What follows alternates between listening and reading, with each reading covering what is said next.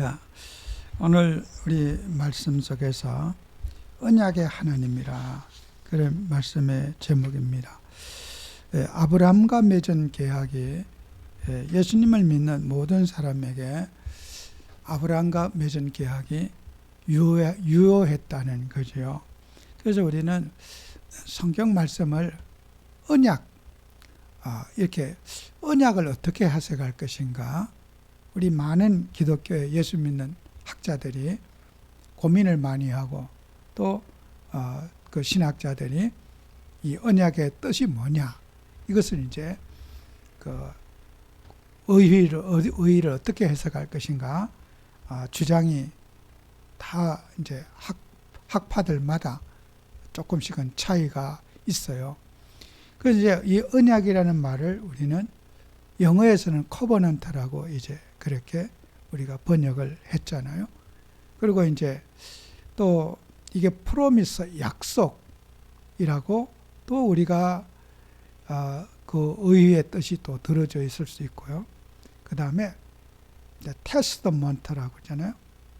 그 우리가 이런 계약, 약속, 뭐 이런 여러 가지 이제 해석을 할 수 있지만, 이제 이 커버넌트라는 것을 계약이라고 이제 해석하는 그런 경우가 많이 있어요.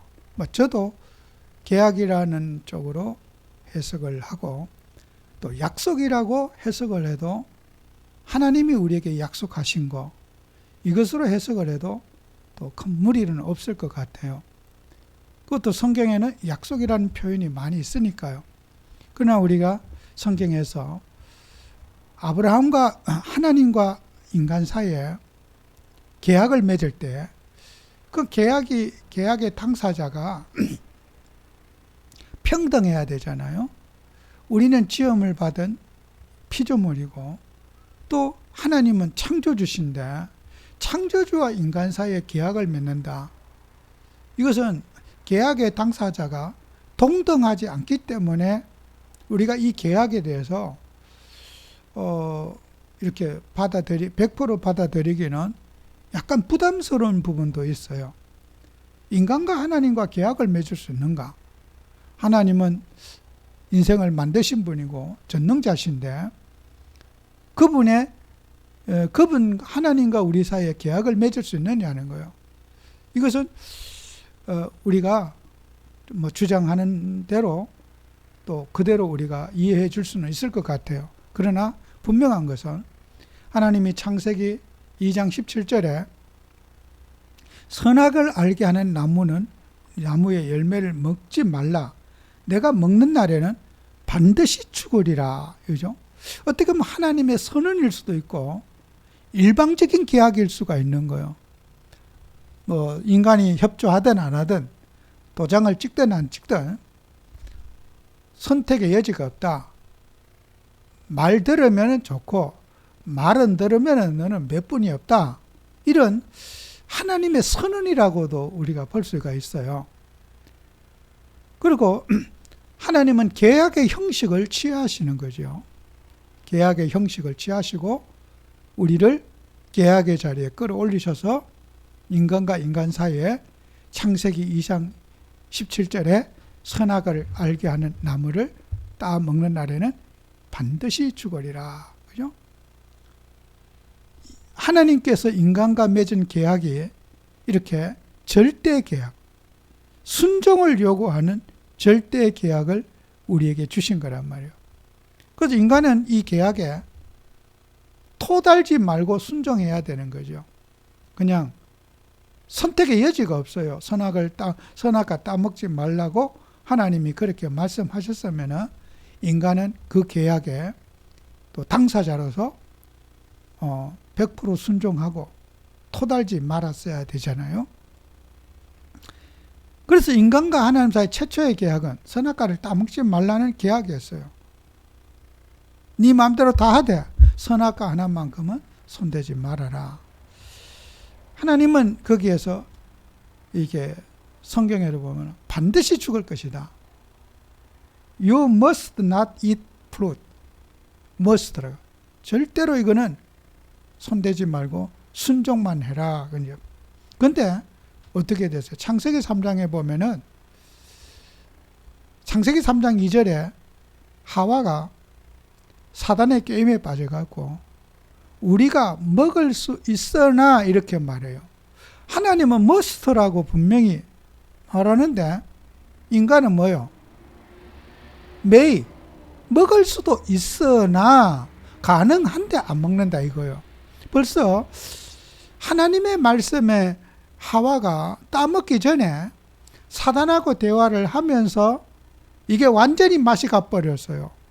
하나님이 절대 언약으로 따먹지 말라고 했는데 먹을 수 있으나 이게 나오는 거예요. 그죠? 하나님의 언약을 먹기 전에 부정하고 있어요. 이 아담 하와가요. 그리고 그 하와는요, 그러니까 그런 마음이 흔들리고 있으니까 4절에는 뭐라냐? 사단이 확신을 심어주죠. 너는 절대로 죽지 아니할 것이다. 죽지 않을 것이다. 네가 염려하는 거 죽을까 봐 겁내지만은 너는 안 죽을 것이다. 사단이 하와에게 확신을 심어줍니다. 저는 이런 부분에서 영적인 사실을 저는 정말 생각하게 되더라고요. 우리가 사람들이 확신을 갖는데 틀린 확신을 너무나 갖고 살아요. 자기의 신념, 자기의 믿음, 자기의 경험을 가지고 나는 절대로 성공할 거야. 이 인간은요, 사단이 갖다 준 확신 속에 인간은 살아요. 하나님이 주신 확신이 아닌 마귀가 준 확신을 갖고 인간이 살아서 인간이 망하는 거란 말이에요. 정말 우리가 오늘도 지금 아담과 하와를 그렇게 쓸데없는 확신을 줘서 하나님의 절대 언약을 놓치게 하고 창세기 2장 17절 반드시 죽으리라고 한 이 언약을 대항하는, 하나님의 말씀을 대항하는 인간은 그런 말씀을 역행하는 도전 정신이 있어요.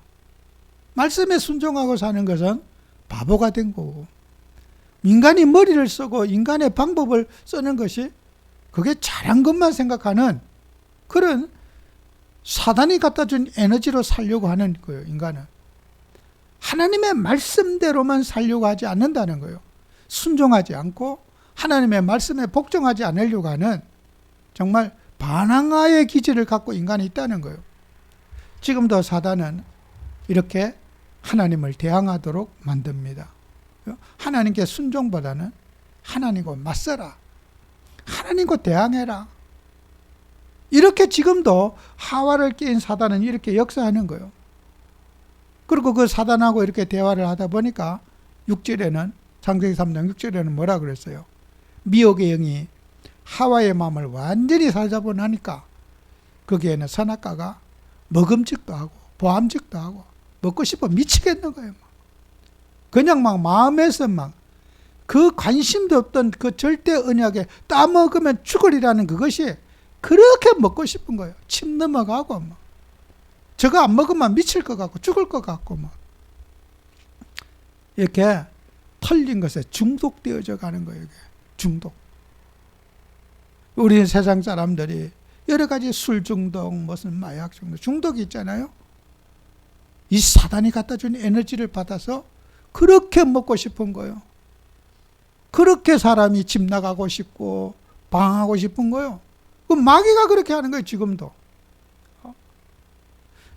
우리는 이런 하나님이 지금도 창세기 3장에 하와를 타락시킨 그 사단은 지금도 활동하고 있습니다.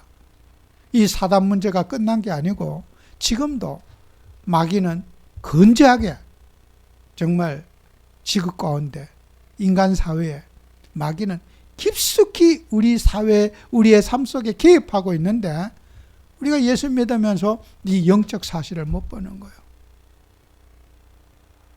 미혹의 영에 빠지고 그 미혹의 영에 빠져서 나름대로 확신 있게 사는데 인생은 고통과 멸망과 패망뿐이 없단 말이에요. 그것이 인간사의 문제라는 거예요. 그래서 하나님께서 그런 사단의 올무에 빠져서 헤어날 수 없는 그런 틀에 빠진 그들에게 하나님은 생명의 길을 우리에게 주셨단 말이에요. 보면 피로 맺은 계약이라는 거예요. 인간이 사단의 노예가 됐고 사단의 종로로 타는데 여기서 빠져나오는 길은 범죄한 인간이 정령 죽으리라고 하는 그 언약에 배반했기 때문에 생명은 생명으로 갚아야 되는 거예요. 그래서 하나님께서는 창세기 9장 5절에 이런 말씀이 있죠. 노아에게 내가 반드시 너희 피 곧 너희의 생명의 피를 찾으리니 그랬어요. 피가 생명이라는 거예요. 너희 피, 너희 생명의 피를 찾으리니 짐승의 피가 따로 있고 사람의 피가 따로 있다. 하나님이 그러고 6절에는 다른 사람의 피를 흘리면 사람의 피도 흘릴 것이니 이는 하나님이 자기 형상대로 사람을 지었었습니다. 하나님은 피가 생명이기 때문에 그 계약을 어긴 위반한 그 대가를 생명으로 갚아야 된다는 거예요. 생명으로 지불해야 된다는 거예요. 그래서 피제사라는 것이 나온 거게 되죠. 우리가 피제사를 왜 드려야 되냐? 피제사를 왜 하나님 앞에 드려야 되는가? 예수님의 보혈이 왜 그렇게 중요한가? 짐승의 피로서 죄사함을 받으라고 하는 이 속죄의 원리가 왜 중요한가? 다른 방법도 있지 않을까? 사람들은 또 맹꽁이처럼 하나님께 또 대항하는 거예요. 야, 피제사만 다냐? 좀 다른 제사 좀 드리면 안 되냐?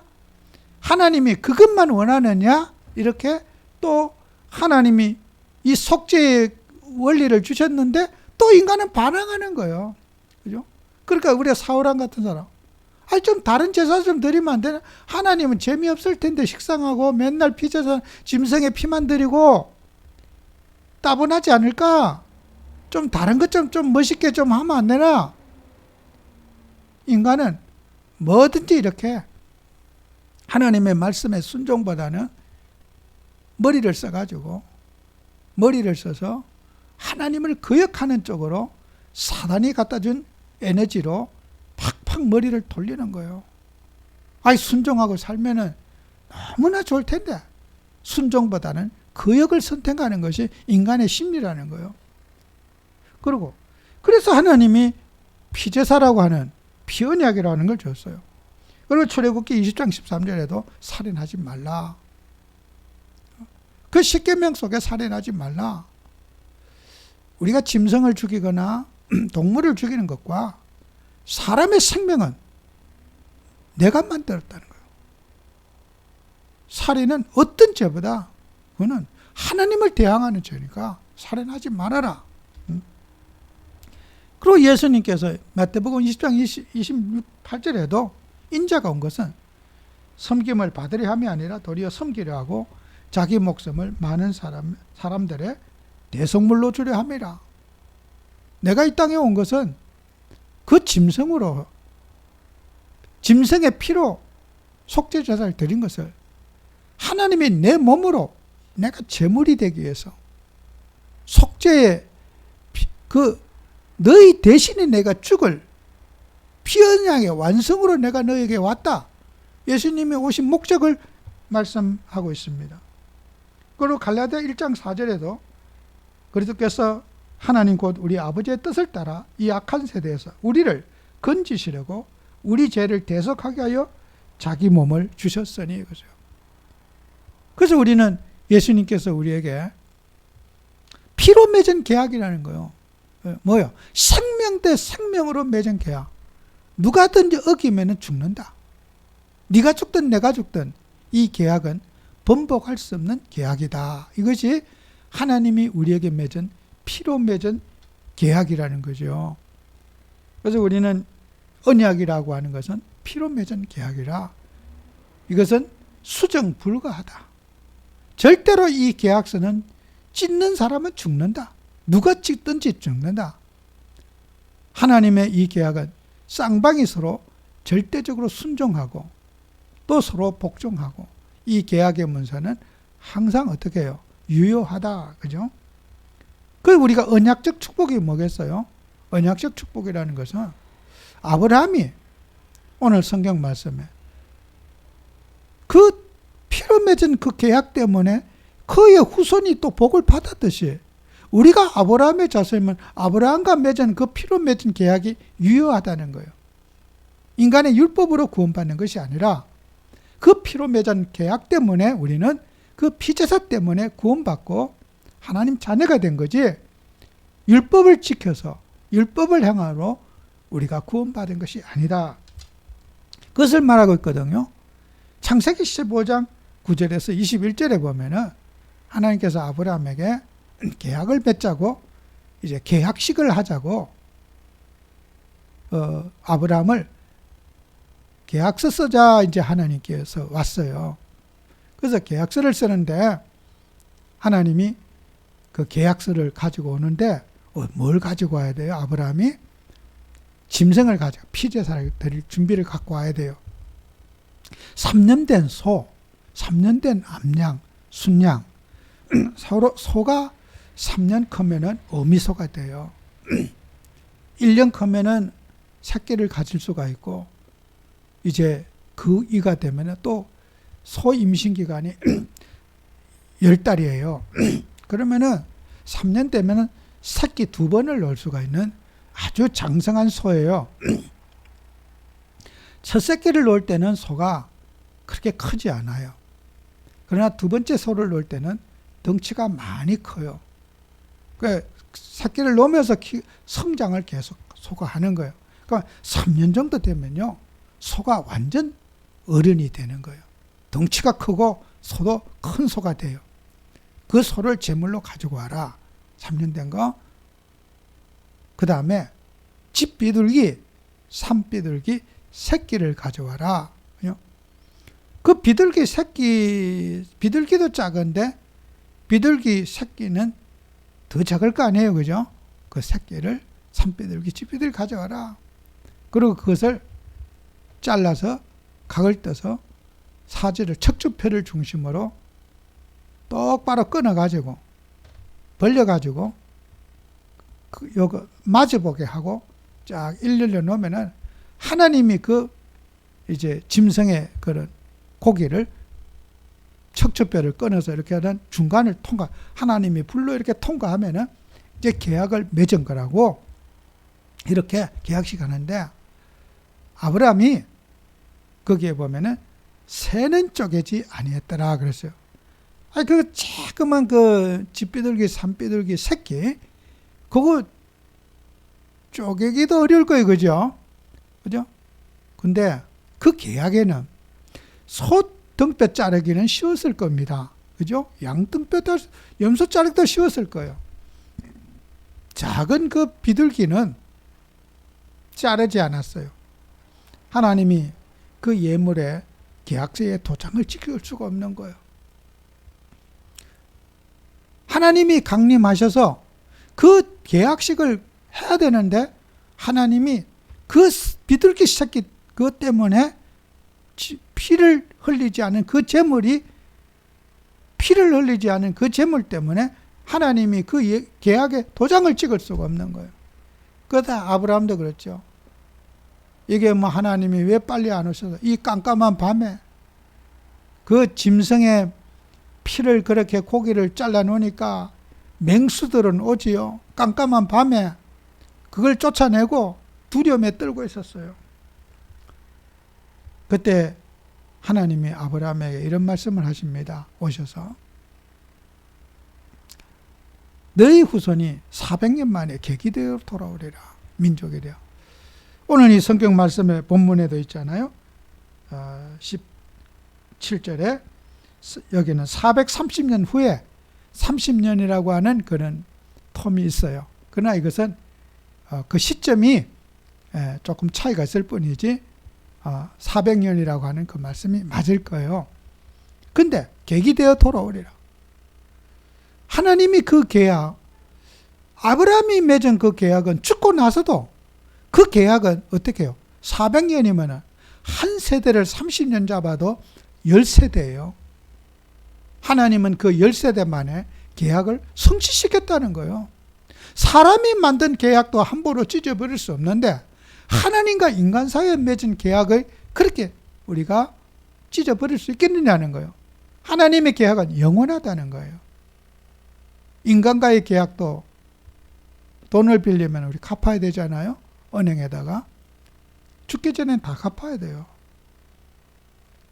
그러니까 하나님과 인간 사이에 맺은 계약이 그렇게 쉽게 왔다 갔다 하느냐. 아브라함과 그 맺은 계약이 430년 만에 계기되어 돌아서 하나님은 그 말씀을 성취시켰지 않느냐는 거예요. 그처럼 우리는 하나님과 맺은 그 계약, 자녀의 신분, 우리의 정말 하나님이 우리를 자녀 삼으신 그 계약은 영원히 유효하다는 그런 뜻이겠죠. 그리고 그 새끼 비둘기 새끼를 쪼개지 않은 것은 피의 소중함을 매개하는가요? 피는 많이 바르고 적게 바른 게 중요한 게 아니죠. 염소피나 소피나 비둘기 새끼 피나 비둘기 새끼의 피가 나오면 얼마나 한 방울 나오지 않겠어요? 그 한 방울의 피는 소중하다는 거예요. 한바게스 유월절 문설주 미는 방에 한바게스를 갖다 거기에다 붓칠해서 바른 거나 한 방울 바른 거나 그 피는 영원하다는 거예요. 그죠? 피를 많이 발라야 되느냐? 그 피 자체가 생명이기 때문에 한 방울 발라도 예수를 믿기만 하면은 구원받는다는 거 아니겠어요?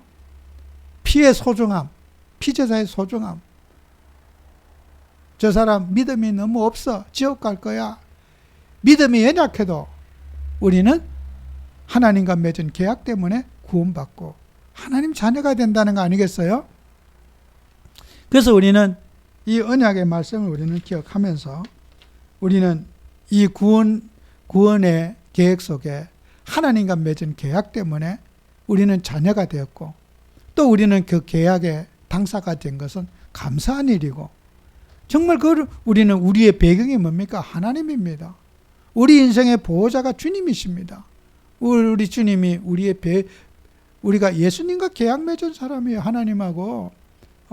사람하고 이번에 우리나라 보잖아요. 트럼프 대통령하고 우리 대통령하고 계약서 맺는데 서로 긴장하고 전 세계가 주목하잖아요. 계약했다 안 했다 도장 찍었다 안 찍었다 했네. 아니 사람과의 맺은 계약도 그렇게 그 국가 간에도 그렇게 하는데 하나님이 우리하고 계약 맺어서 그러면 그 하나님이 우리의 보증인이 되시는 거야. 우리가 이런 축복을 받았습니다. 그래서 오늘 우리는 말씀 속에서 오늘 갈라디아 3장 15절 17절에 있는 말씀이지요. 사람의 언약이라도 정한 후에는 패하거나 더하거나 하지 못하는데 우리가 은행에 돈을 빌려서 계약서 썼으면은 우리가 보험을 대거나 들면은요 그대로 할 때는 계약서대로 뭘 처리해 나가요. 그 계약서에 없는 거는 그거 하지 않아요. 그처럼 하나님과 아브라함의 그 맺은 계약이 그의 후손과 그의 자손에게 영원하다. 그 우리도 아브라함처럼 하나님과 계약 맺으면 된다. 언약의 피배라고 십자가의 보혈로 우리가 구원받는 거지 다른 구원은 없다. 오늘 본문이 말하는 우리의 내용입니다.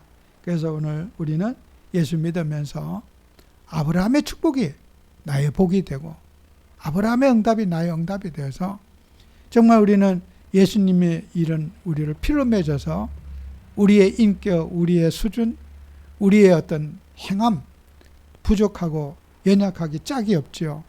하나님 앞에 내세울 것도 없고 우리가 주장할 거 없습니다. 그러나 우리는 담대하게 주님의 십자가의 언약을 붙잡고 우리는 복받을 자격이 있고 위로받을 자격이 있고 하나님은 우리에게 축복할 의무가 또 있어요. 계약서 때문에. 아무리 우리가 미운 짓을 해도 하나님은 우리에게 복 주셔야 될 또 계약서 때문에 줘야 돼. 인간 같으면 미운 짓 하면 두들겨 패고 싶은데 하나님은 우리를 팰 수 없는 이유 예수님과 피로 맺은 계약 때문에 복 주기로 하나님 자녀로 축복하기로 계약서를 썼기 때문에 눈에 거슬리는 짓을 해도 우리 예수님은 우리 인간을 10,000번이 이상한 짓 해도 우리 주님 앞에 돌아오면 품어주시고 위로해 주시는 그 주님 언약 때문에 우리는 오늘 이 자리에 존재할 수 있고 그 복을 누릴 수 있는 거 아니겠습니까? 그래서 우리는 항상 예수님의 이 보혈에 감사하고 항상 문제마다 사건마다 주님의 보혈의 능력에 의지해서 우리가 주의 복을 누리는 그런 우리가 되어야 되겠습니다. 기도합니다. 주님, 우리를 언약의 백성으로 약속의 자녀로 우리를 세우신 것을 감사드립니다. 정말 우리가 무엇이건대 주님이 이를 사랑하셔서 예수님과 피로 맺은 계약 속에 우리를 계약의 당사자로 이끌어 주셔서 우리가 죽어야 할 그 자리에 예수님이 십자가에 피 흘리심으로 우리의 죄와 허물과 우리의 모든 연약함을 주님이 담당하신 은혜에 감사드립니다. 오늘도 우리는 복음 때문에 자유하고 복음 때문에 힘을 얻고 기쁨을 누리는 한 주가 되게 해 주옵소서. 예수님 이름으로 기도합니다. 아멘.